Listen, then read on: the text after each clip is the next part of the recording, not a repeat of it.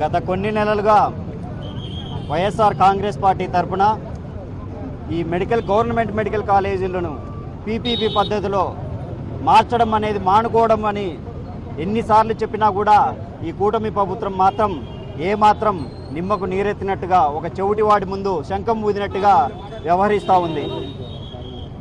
ఆ పద్ధతిని నిరసిస్తూ ప్రజల వద్దకే దీన్ని తీసుకెళ్లాలనే ఉద్దేశంతో జగన్మోహన్ రెడ్డి గారు ఇచ్చినటువంటి ఆదేశాల మేరకు కోటి సంతకాల సేకరణ అనేటువంటిది ప్రారంభించడం జరిగింది.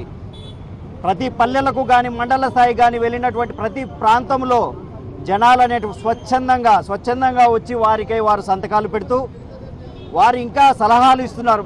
ఇది ఎటువంటి పరిస్థితుల్లో దీన్ని ముందుకు పోనీయకూడదండి, మీరు మా వంతుగా మేము ఎంతవరకైనా కూడా మేము మీకు సహకరిస్తామని చెప్పి మాకు అండగా ఉండేటువంటి పరిస్థితి.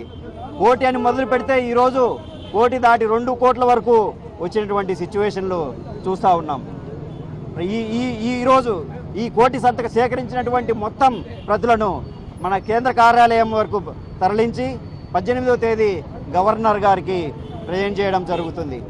గవర్నర్ గారిని ఖచ్చితంగా ఈ పీపీపీ మోడల్ని విరమించుకోమని చెప్పి మా పార్టీ తరఫున చెప్పడమే కాకుండా ప్రజాభిప్రాయాన్ని వారికి వివరించడం జరుగుతుంది. ఈ విధంగా ఈ ప్రెస్ మీట్ సందర్భంగా కోటి సంతకాల్లో పాల్గొన్నటువంటి ప్రతి పేదవారికి కానీ మధ్యతరగతి వారికి ఉన్నవారికి కానీ మా పార్టీ తరఫున హృదయపూర్వక ధన్యవాదాలు తెలియజేసుకుంటూ ఈ కోటి సంతకం అనేటువంటిది పేదవాడి నోటి కూటి కవచం లాంటిది. అదే కోటీశ్వరుడికి ఒక గుండెల్లో రైళ్లు పరిగెత్తిచ్చేటువంటి ఒక ఆయుధం.